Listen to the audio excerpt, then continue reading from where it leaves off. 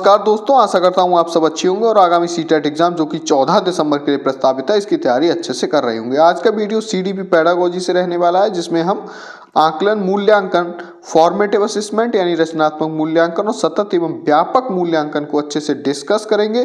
पिछले 10 वर्षों में लगभग 2024 से जो जुलाई से आए हुए प्रश्नों को भी हल करेंगे। साथ में हम इनसे रिलेटेड टैग वर्ड्स को भी देखेंगे। टैग वर्ड्स एक तरीके की वो ट्रिक्स को भी देखेंगे, जिससे आप बहुत ज़्यादा एफर्ट ना करके आसानी से आंसर्स को आइडेंटिफाई कर पाएँ। ठीक है, तो जिन लोगों की तैयारी अच्छे से हो गई है उनके लिए ये video as a mock test है। वो लोग अपना स्कोर हमें कमेंट्स जरूर करें, और जिनकी तैयारी अच्छे से नहीं हो पाई है उनके लिए तो ये रामबाण वीडियो है। इस वीडियो को देखने से आपको 4 से 5 प्रश्न आसानी से पेपर 1 और पेपर 2 दोनों में आसानी से सही हो जाएंगे। तो चलिए वीडियो को शुरू करते हैं। लेकिन वीडियो शुरू करने से पहले अगर आप हमारे चैनल पर नए हैं तो प्लीज चैनल को सब्सक्राइब जरूर करें, और अगर अभी तक आपने हमारा टेलीग्राम चैनल ज्वाइन नहीं किया है तो अपडेट्स पाने के लिए उसे जरूर ज्वाइन कर लीजिएगा। तो चलिए चलते हैं वीडियो की तरफ। पहला है, देखिए हम पढ़ेंगे कुछ पॉजिटिव टैग वर्ड्स होते हैं।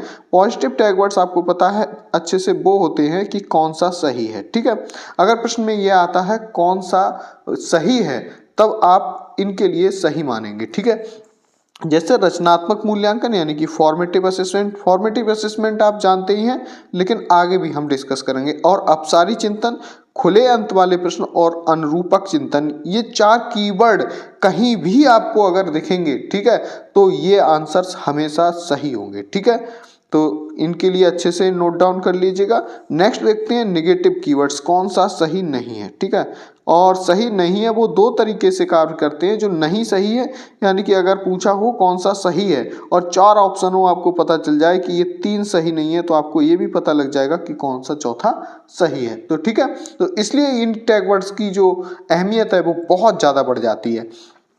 इसमें से हम ध्यान रखेंगे कि नामीकरण कहीं भी आएगा और लेबलिंग शब्द का प्रयोग होगा। ठीक है, या समूहीकरण या पृथक्करण शब्द का कहीं भी प्रयोग हो पूरी पेपर में, आप उसको नेगेटिव टैग वर्ड लेंगे, यानी वो आंसर सही नहीं होगा। ठीक है, योगात्मक मूल्यांकन कहीं सही नहीं होगा, क्योंकि रचनात्मक मूल्यांकन का कॉन्सेप्ट है। अभिसारी चिंतन बेटा कन्वर्जेंट थिंकिंग कहीं नहीं होगा, बल्कि क्या होगा, अपसारी चिंतन, जो कि हमने पहले बताया था पॉजिटिव टैग वर्ड में, जिसे डाइवर्जेंट थिंकिंग कहते हैं। रटना, याद करना, कंठस्थीकरण गलत है। तुलना या प्रतियोगिता या स्पर्धा करना, ये भी गलत है बेटा, इसको बहुत अच्छे से ध्यान रखिएगा। अंक देना, ग्रेड देना, कक्षा में प्रमोट करना, यानी कि कक्षा में पास कराना ही सिर्फ उद्देश्य हो, तो वो भी निगेटिव टैग वर्ड माना जाएगा। मासिक परीक्षा, शस्त्र परीक्षा, अर्धवार्षिक परीक्षा, ठीक है, शस्त्रांत, किसी भी तरीके की परीक्षा भी निगेटिव टैग वर्ड के अंतर्गत आएगी। इसके अलावा देखिए, कहीं भी आपको मानकीकृत शब्द दिखेगा, ठीक है, या मानदंड दिखेगा, मानकीकृत या मानदंड शब्द दिखेगा, तो बेटा वो निगेटिव कीवर्ड होगा, ध्यान रखिए। अनुक्रिया समुच्चय भी, ठीक है, रेस्पॉन्स सेट, ये भी निगेटिव कीवर्ड्स है। योग्यता क्रम का निर्धारण, एक तरीके से ये समूहकरण, ग्रुपिंग हो गई, तो ये भी निगेटिव होगा। भय और डराना, ठीक है, तो ये भी निगेटिव कीवर्ड्स है। ठीक है, अब चलते हैं प्रश्नों की तरफ, इन्हें अप्लाई भी करेंगे अच्छे से, जिससे आप समझ पाए कि इनकी कितनी महत्वता है। प्रश्न देखिए, अधिगम हेतु मूल्यांकन किस प्रकार का होना चाहिए। ठीक है, ऑप्शंस हैं परीक्षा केंद्रित, मानदंड संदर्भित, रचनात्मक, मानकीकृत। देखिए मानकीकृत और मानदंड मैंने पहले ही बताया गलत हो गया। परीक्षा केंद्रित तो होता ही नहीं है, ठीक है, या पाठ्य पुस्तक केंद्रित, शिक्षक केंद्रित, ये हमारी पहले से ऑलरेडी वीडियो है सीडीपी टैग वर्ड्स की, वहां से भी आप जाकर देख सकते हैं। तो सीधा सीधा आंसर होगा बेटा रचनात्मक मूल्यांकन। और ध्यान रखिए, अधिगम के लिए या सीखने के लिए अब जो मूल्यांकन है वो फॉर्मेटिव मूल्यांकन ही है। फॉर्मेटिव मूल्यांकन, ध्यान रखिए, वो मूल्यांकन होता है जिसमें हम पढ़ाने के साथ साथ क्या करें, कमियों को देख पाएं, और कमियों का क्या करें, उनका निराकरण कर रहे हो। ठीक है, साथ साथ में क्या कर रहे हो, निराकरण भी कर रहे हो। ठीक है, जिसमें किसी तरीके की परीक्षा या रिपोर्ट कार्ड नहीं होता, ध्यान रखिए, कोई रिपोर्ट कार्ड नहीं होता। ठीक है, इसमें कोई रिपोर्ट कार्ड नहीं आता है, बल्कि जहां कमी है वहीं उसका निराकरण या सॉल्यूशन हो रहा हो। ठीक है, क्वेश्चन नंबर 2 देखिए, आकलन करने का मुख्य कारण क्या है, यानी आकलन करने का रीजन क्या है। विद्यार्थियों में परीक्षा के प्रति भय पैदा करना, ध्यान रखिए। देखिए कीवर्ड्स को मैं सर्किल भी कर रहा हूं क्योंकि बार बार बोलूंगा तो वीडियो बड़ा हो जाएगा, ठीक है। तो ये गलत हो गया, भय पैदा करना वैसे भी ऑलरेडी गलत है, ठीक है। अधिगम को अनुकूलतम बनाने के लिए विद्यार्थियों की खूबियों चुनौतियों की पहचान करना, बिल्कुल सही है, अनुकूलतम बनाना है, ठीक है। अधिगम को अनुकूलतम बनाना और विद्यार्थियों की खूबियों और चुनौतियों को पहचान करना, यही उद्देश्य है आकलन करने का, ठीक है। विद्यार्थियों के निष्पादन के अनुसार उन्हें आगे की कक्षा में देखिए प्रमोट या प्रोन्नत करना गलत, और विद्यार्थियों को श्रेणी देना, देखिए श्रेणी देना या वर्गीकृत करना, तो ये भी गलत होगा। तो सही आंसर होगा बेटा दूसरा। एक बात और ध्यान रखिए, अगर इस वीडियो को आप अंत तक देख लेते हैं तो इनसे संबंधित सभी प्रश्न आपको रट जाएंगे, और रट जाएंगे इसका मतलब 4 से 5 प्रश्न आपके आसानी से सही हो जाएंगे, ठीक है।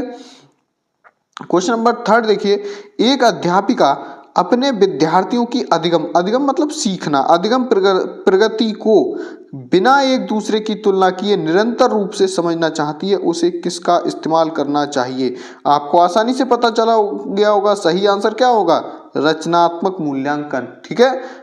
योगात्मक मूल्यांकन गलत होता है, जिसमें रिपोर्ट कार्ड बनता है। जो पहले होता था रिपोर्ट कार्ड होता था शस्त्र परीक्षा, ठीक है, या वार्षिक परीक्षा, अर्धवार्षिक परीक्षा, इस तरीके की जो परीक्षाएं होती थी, ठीक है, वो जो कार्यक्रम था उसे योगात्मक मूल्यांकन के अंतर्गत आता था, जो कि अब गलत है, ठीक है।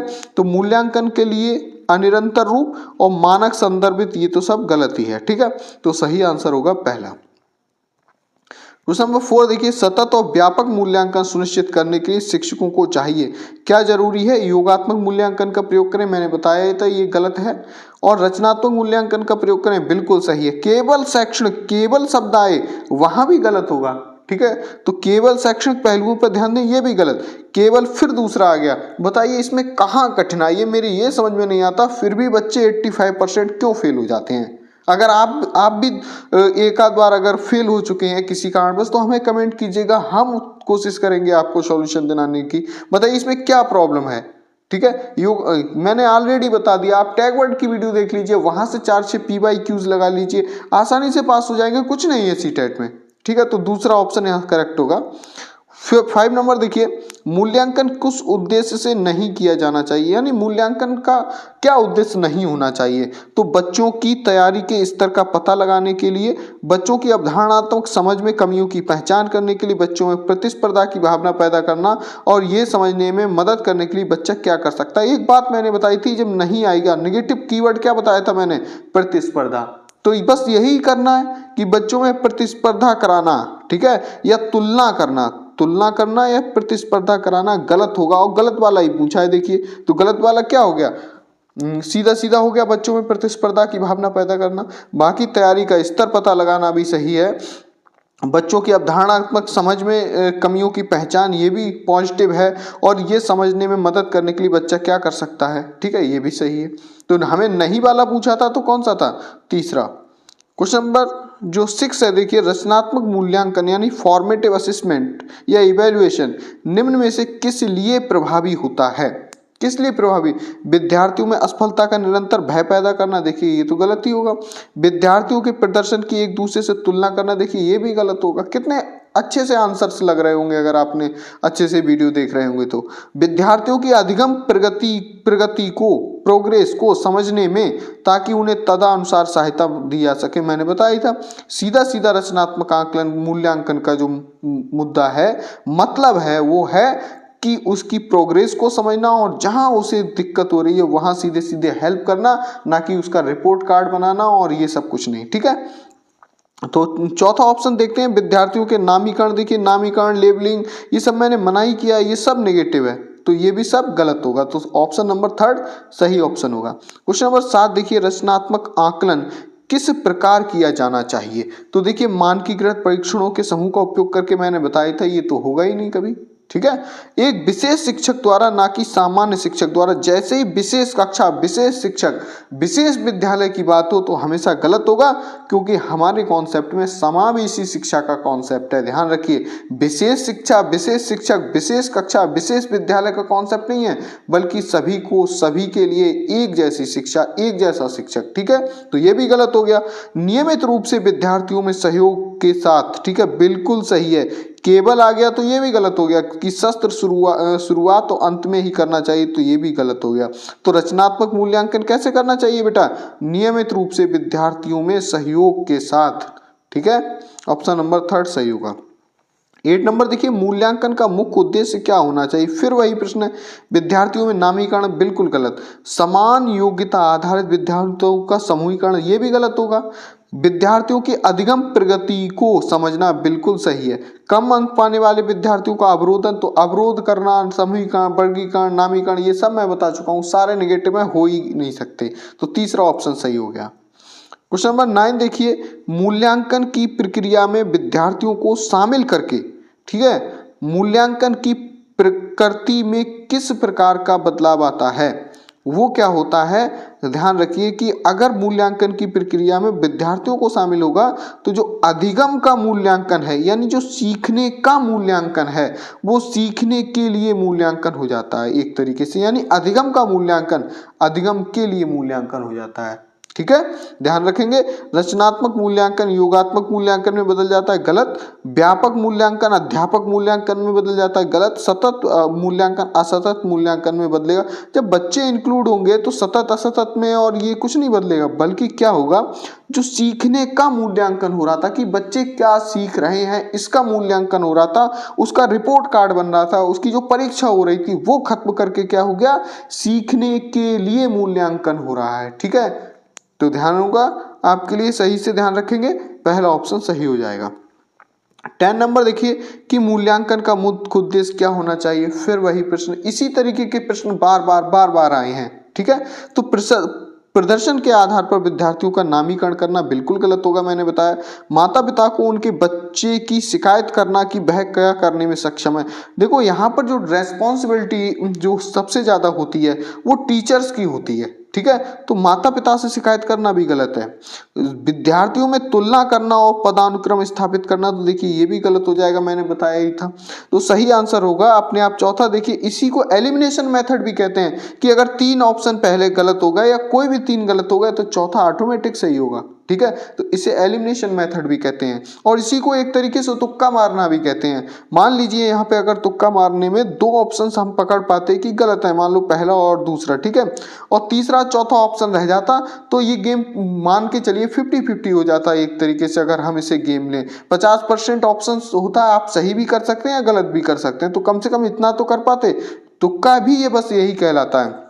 तो विद्यार्थियों द्वारा अधिगम प्रक्रिया में महसूस की जाने वाली चुनौतियों, उनको समर्थन को समझना। ठीक है, सामर्थ्य को सॉरी समझना था, उस क्वेश्चन में समर्थ नहीं है। ठीक है, क्वेश्चन नंबर 11 देखिए, अधिगम के लिए मूल्यांकन किस प्रकार का होना चाहिए? संदर्भित, मानकीकृत। देखिए मानकीकृत, मानदंड, ये तो होगा नहीं कभी, मैं बार बार बता रहा हूं, कहीं भी नहीं होगा कहीं दिखे। और अध्यापक अभिमुखी, ये भी गलत है, क्योंकि क्या होना चाहिए, बाल अभिमुखी होना चाहिए। ठीक है, बालक अभिमुखी, तो क्या ऑप्शन बचा, सीधे संदर्भित बचा, तो यही आंसर सही होगा। क्वेश्चन नंबर 12 देखिए, अधिगम हेतु मूल्यांकन किस प्रकार का होना चाहिए? परीक्षा केंद्रित, मानदंड केंद्रित, रचनात्मक, मानकीकृत। देखिए परीक्षा केंद्रित नेगेटिव है, दूसरा मानदंड नेगेटिव है, चौथा मानकीकृत नेगेटिव है, और वैसे भी रचनात्मक सही आंसर है। क्वेश्चन नंबर 13 देखिए, मूल्यांकन का मुख्य उद्देश्य क्या है? फिर वही, विद्यार्थियों में प्रतिस्पर्धा की भावना, गलत, मैंने बताया था। असफलता का डर पैदा करना, ये भी गलत हो गया। विद्यार्थियों को असफल के रूप में वर्गीकृत करना, असफल और वर्गीकृत, तो ये भी गलत हो गया। सही आंसर बचा ही क्या, चौथा, अधिगम प्रक्रिया में विद्यार्थियों की प्रगति और चुनौतियों को समझना। क्वेश्चन नंबर 14 देखिए, अधिगम हेतु मूल्यांकन के संदर्भ में निम्न में से कौन सा सही नहीं है? कौन सा सही नहीं है? देखिए मूल्यांकन व्यापक होना चाहिए, मूल्यांकन सतत होना चाहिए, मूल्यांकन मानकीकृत परीक्षणों द्वारा। देखिए बेटा ये वाला नेगेटिव है नहीं है, और यही पूछ रहा है कौन सा नहीं होना चाहिए, ध्यान से देखो, तो फिर ज्यादा दिमाग ही नहीं लगाना है, सीधा सीधा तीसरा हो जाएगा। ठीक है, कौन सा नहीं हो, सतत भी होना चाहिए, व्यापक भी होना चाहिए, विद्यार्थियों द्वारा श्रम मूल्यांकन अधिगम हेतु मूल्यांकन का हिस्सा भी होना चाहिए, लेकिन ये तीसरा नहीं होगा, मानकीकृत परीक्षण आ गया। ठीक है, क्वेश्चन नंबर 15 देखिए, मूल्यांकन को अधिगम के लिए मूल्यांकन यानी सीखने के लिए मूल्यांकन रूप में इस्तेमाल करने के लिए क्या करना चाहिए? मूल्यांकन एक निरंतर प्रक्रिया के रूप में करें, मुख्यतः आधा पाठ्यक्रम पूरा होने के बाद मूल्यांकन करें, सत्र के में अंत में, सत्र के, देखिए सत्र के अंत में और शुरू में ये दोनों नहीं होंगे, क्योंकि एक जैसे ऑप्शन कभी भी लगे तो हमेशा उन्हें कट कर दो। क्यों? क्योंकि या तो ये हो सकता था या ये, ठीक है, तो दोनों ही कैंसिल, ना तो ये होगा ना ये। मुख्यतः आधा पाठ्यक्रम पूरा करने पर ये भी नहीं होगा, तो क्या होगा, मूल्यांकन क्या है, कॉन्टिन्यूस प्रोसेस है, इसीलिए इसे सतत मूल्यांकन कहते हैं, ठीक है। और व्यापक इसलिए होता है कि इसमें बच्चे के हर एस्पेक्ट का ध्यान रखा जाता है, तो इसलिए इसे व्यापक भी कहते हैं, ठीक है। तो ऑप्शन नंबर फर्स्ट सही होगा। क्वेश्चन नंबर 16 देखिए, रचनात्मक मूल्यांकन सत्र के अंत में किया जाता है, बिल्कुल गलत। केवल मानकीकृत परीक्षणों द्वारा, देखिए गलत हो जाएगा, अपने आप ऑटोमेटिक कुछ नहीं करना होता है बेटा, कुछ नहीं करना होता। अगर आप सही से पढ़ें, सही से 10 15 50 क्वेश्चंस की प्रैक्टिस लगाएं तो आपको बिल्कुल सीटेट बहुत आसानी से पास हो जाएगा। समूची शिक्षण अधिगम प्रक्रिया के दौरान किया जाता है, बिल्कुल सही है कि समूची शिक्षण अधिगम प्रक्रिया के दौरान किया जाता है। केवल विशिष्ट शिक्षक द्वारा, मैंने बार बार बताया, कोई विशिष्ट शिक्षक हो, विशिष्ट कक्षा हो, ठीक है, विशिष्ट कोई विद्यालय हो, ये सारे नेगेटिव कीवर्ड्स हैं, ठीक है। तो सही आंसर होगा तीसरा। क्वेश्चन नंबर 17 देखिए, आकलन का मुख्य उद्देश्य देखिए फिर वही है, क्या होना चाहिए, विद्यार्थियों के अंकों की व्यापकता। देखिए अंकों की व्यापकता का पता नहीं लगाना है, हमें उसकी प्रोग्रेस का पता लगाना है। अंकों का जो खेल होता था पहले, वो सब खत्म है अब, ठीक है। तो पहला भी गलत, ठीक है। विद्यार्थियों के सीखने की प्रगति के प्रति समझ बनाना, बिल्कुल सही आंसर। संभाव असफल और सफल अभ्यर्थियों की पहचान करना या उनका वर्गीकरण करना, गलत। विद्यार्थियों को ग्रेड देना या अंक देना, गलत है, ठीक है, नेगेटिव कीवर्ड्स हैं, तो सही आंसर दूसरा। 80 नंबर, आकलन उद्देश्यपूर्ण होता है यदि। आकलन उद्देश्यपूर्ण कब होगा, इससे विद्यार्थियों को भय और तनाव का संचार हो, बिल्कुल गलत। भय और तनाव होगा तो उद्देश्यपूर्ण होगा, बिल्कुल गलत है। इससे विद्यार्थियों शिक्षकों को प्रतिपुष्टि फीडबैक मिले, बिल्कुल सही है। अगर आकलन से विद्यार्थियों को क्या हो रहा है, फीडबैक ही तो मिलता है बच्चों को, बस इतना होना चाहिए। पहले नंबर से नंबर देना, ग्रेड देना, इससे भी फीडबैक मिलता था, लेकिन सबसे बढ़िया फीडबैक क्या है, बस उनको फीडबैक मिल जाए, कहाँ बच्चा गलत कर रहा है, वहां उसको समस्या समाधान हो जाए। ये केवल वर्ष के अंत में हो, गलत, ठीक है, क्योंकि अगर वर्ष के अंत में होगा और जहां वो गलतियां कर रहा है फिर उसको सही करने का मौका नहीं मिलेगा, ठीक है, इसलिए लगातार होना चाहिए। विद्यार्थियों की उपलब्धि में अंतर के लिए तुलनात्मक, मैंने बताया तुलना नहीं करनी है, क्योंकि प्रत्येक बच्चे की बैकग्राउंड्स और जो उसकी सीखने की क्षमताएं होती हैं वो अलग अलग होती हैं, तो दूसरा ऑप्शन सही होगा। 90 नंबर क्वेश्चन देखिए, आकलन, बच्चों के नामीकरण करने वर्गीकरण करने की अच्छी रणनीति है, बिल्कुल गलत। वर्गीकरण और नामीकरण करने के लिए नहीं, प्रत्योगात्मक भावना को बढ़ावा देना के लिए नहीं, ये भी गलत। सीखने को सुनिश्चित करने के लिए तनाव और दबाव को बढ़ाना, बिल्कुल गलत। तो सीखने में सुधार का क्या है, ये एक तरीका है, ठीक है। क्वेश्चन नंबर 20 देखिए, निम्नलिखित में से कौन सा सतत और व्यापक मूल्यांकन से संबंधित नहीं है, ये बताना है। इसे भारत के शिक्षा और अधिकार अधिनियम द्वारा अनिवार्य किया गया, बिल्कुल सही है। ये शिक्षण अधिगम प्रक्रिया का एक अभिन्न अंग है, बिल्कुल सही है। ये विभिन्न क्षेत्रों में बच्चों की उपलब्धियों पर आधारित है, ये भी सही है। तो कौन सा बताना है, नहीं है, तो चौथा बच गया बेटा, ये बच्चों को धीमे, खराब या बुद्धिमान रूप में चिन्हित करने में उपयोगी है। भैया इससे धीमा, खराब या बुद्धिमान चिन्हित नहीं करना है, बस उनकी प्रोग्रेस जाननी है और उसकी कमियां जाननी है। एक तरीके से कमियां जहां हैं वो से जान के और इन कमियों का बेटा सॉल्यूशन बताना है, निराकरण करना है, बस इतना है। क्वेश्चन नंबर 21 देखिए, प्राथमिक स्तर पर बच्चों की भाषा के आकलन में आप सर्वाधिक किसे महत्व देंगे। तो जांच सूची, प्रश्नावली, लिखित परीक्षा, सब गलत है। सही आंसर होता है पोर्टफोलियो। जो बच्चे का पोर्टफोलियो होता है एक तरीके से, वो उसकी पूरी जानकारी होती है उसमें, जैसे बच्चे का नाम है, उसका आधार कार्ड है, क्लास है, ठीक है, स्कूल है, पूरी सारी जानकारी होती है। तो सबसे ज्यादा जो कभी भी जरूरी बच्चे के बारे में पूछा जाए तो आप उसका पोर्टफोलियो सही आंसर मानेंगे। 22 क्वेश्चन देखिए, मूल्यांकन क्या, शिक्षण अधिगम प्रक्रिया का एक भाग होना चाहिए, बिल्कुल सही है। केवल नंबरों के संदर्भ में देखना चाहिए, बिल्कुल गलत, ठीक है। मैंने बताया अंक, ग्रेड, नंबर, कार्ड देना। वस्तुनिष्ठ प्रकार के लिखित कार्यों पर आधारित होना चाहिए, ये भी गलत। एक अलग गतिविधि के रूप में, ये अलग थोड़ी ना गतिविधि, बल्कि उसके साथ होना चाहिए, सीखने के साथ ही मूल्यांकन होगा, सीखने के साथ मूल्यांकन, ठीक है, सीखने के साथ मूल्यांकन। तो सही आंसर होगा पहला। 23 देखिए, सतत और व्यापक मूल्यांकन के क्या मायने हैं, ठीक है। तो विद्यार्थियों की एक दूसरे से तुलना करना बेटा गलत है, बताया ही था। बच्चों के व्यापक विकास से जुड़ी सभी स्कूली गतिविधियों के आकलन, सभी पहलुओं को शामिल करना बिल्कुल सही है। केवल आ गया यहाँ पे तो ये भी गलत हो जाएगा कि शैक्षिक गतिविधियों के आधार पर बच्चों के प्रदर्शन का मूल्यांकन करना गलत। साल के अंत में देखिए सत्रांत परीक्षा या साल के अंत में मूल्यांकन करना ये भी गलत। ये तो हम बार बार डिस्कस कर रहे हैं, तो सही आंसर हो गया दूसरा। 24 देखिए सतत एवं व्यापक मूल्यांकन में क्या शामिल है। केवल देखो केवल आ गया तो बेटा वैसे ही गलत हो जाएगा। और केवल संरचनात्मक केवल संकलनात्मक नहीं है, ठीक है, ना तो संरचनात्मक और ना ही संकलनात्मक, तो ये भी गलत हो गया। तो सही आंसर होगा विभिन्न प्रकार की रणनीतियों का प्रयोग करते हुए दोनों संरचनात्मक संकलनात्मक आकलन का प्रयोग करना, तो चौथा ऑप्शन सही होगा। क्वेश्चन नंबर 25 देखिए, निम्नलिखित में से कौन सा एक उपयुक्त रचनात्मक आकलन कार्य नहीं है। कौन सा नहीं है, देखिए खुले अंत वाले प्रश्न बिल्कुल पॉजिटिव है, परियोजना भी है, ठीक है, और अवलोकन भी है, क्योंकि ये तीनों जो हैं वो पॉजिटिव टैग वर्ड हैं और ये बहुत जरूरी है बच्चे के लिए। क्या जरूरी नहीं है, तो वही तो पूछा है, देखिए नहीं। तो विद्यार्थियों की योग्यता क्रम निर्धारित करना, मैंने बार बार बताया, लेबलिंग करना, वर्गीकरण करना, योग्यता क्रम निर्धारित करना, अंक देना, ग्रेड देना, परीक्षा पर मतलब कक्षा में प्रमोट कराना, मात्र उद्देश्य समझना, ठीक है, तो ये सारे गलत हो जाएंगे। 26 देखिए, सतत और व्यापक मूल्यांकन किस पर बल देता है। बोर्ड परीक्षाओं की आवश्यकताओं पर बिल्कुल गलत, कमियों पर, ठीक है, और कमियों में सुधार पर। सीखने को सुनिश्चित करने के लिए व्यापक स्केल पर निरंतर परीक्षण, ये भी सही हो सकता है।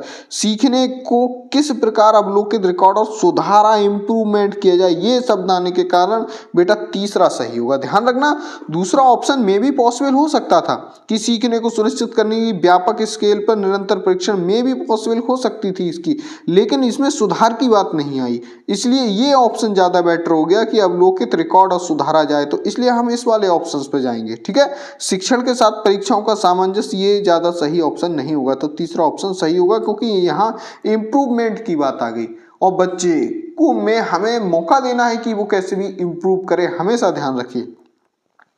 27 देखिए, सतत और व्यापक मूल्यांकन की योजना में सतत शब्द के अलावा निम्नलिखित में से किसके द्वारा समर्थित किया जाता है। तो इसे तो बेटा आपको याद करना पड़ेगा, ये है जेपी गिलफोर्ड का बुद्धि संरचना का सिद्धांत, ठीक है। इनके द्वारा सतत और व्यापक मूल्यांकन की योजना में सतत शब्द के अलावा, ठीक है, इनके द्वारा बहुत इस पे जोर दिया गया है। क्वेश्चन नंबर 28 देखिए, बच्चों का मूल्यांकन कैसा होना चाहिए बोर्ड परीक्षा द्वारा, गलत। सही आंसर होगा सतत एवं व्यापक मूल्यांकन, CCE, continuous and comprehensive evaluation, ठीक है। गृह परीक्षा गलत, लिखित एवं मौखिक परीक्षा गलत। 29 देखिए, सतत एवं व्यापक मूल्यांकन में व्यापक मूल्यांकन शब्दावली का क्या मतलब है। सभी विषयों का मूल्यांकन, सह शैक्षिक क्षेत्र का मूल्यांकन, शैक्षिक सह शैक्षिक क्षेत्र का मूल्यांकन, शैक्षिक क्षेत्र का मूल्यांकन, तो सही आंसर होगा शैक्षिक के साथ साथ सह शैक्षिक क्षेत्र का मूल्यांकन, तभी तो ये व्यापक होगा, ठीक है। तो पहला और बाकी सारे ऑप्शन ये गलत हैं। 30 नंबर क्वेश्चन है, निम्नलिखित में से कौन सा रचनात्मक आकलन के उपकरण नहीं है, आपको बताना है। मौखिक परीक्षा, शस्त्र परीक्षा, प्रश्नोत्तरी और खेल दत्त कार्य, कौन सा नहीं है। तो इसका जो सही आंसर कुल मिला के होगा वो है शस्त्र परीक्षा, मैंने बार बार बताया था, तो ये ऑप्शन नहीं होगा। हालांकि दत्त कार्य यानी कि होमवर्क भी बहुत अच्छा रचनात्मक आकलन का उपकरण नहीं है, ठीक है, लेकिन फिर भी जो प्रश्न है उसके अनुसार दूसरा ऑप्शन सही होगा, ठीक है। मौखिक परीक्षा और दत्त परीक्षा भी बहुत अच्छा ऑप्शन नहीं है, ठीक है, चूंकि प्रश्न ही ऐसा है तो आपको सेलेक्ट ही दूसरा करना पड़ जाएगा, ठीक है। तो इस तरीके के भी प्रश्न आते हैं, हमेशा ध्यान रखिए। सीटेट में आंसर्स को सबको पढ़ना है, बट आपको जो आंसर्स बेस्ट लगे उस आंसर्स को सीटेट करेक्ट मानता है, ठीक है। इसलिए सारे आंसर्स प्रश्न को करते समय सारे आंसर्स पढ़ें, ठीक है, और बेस्ट ऑप्शन को टिक करें। आशा करता हूँ वीडियो आपको अच्छा लगा होगा। अगर अच्छा लगा हो तो हमारे चैनल को, अगर अभी तक आपने हमारा सब्सक्राइब नहीं किया तो प्लीज़ सब्सक्राइब कर ले। मिलते हैं नेक्स्ट वीडियो में, तब तक के लिए जय हिंद, वंदे मातरम।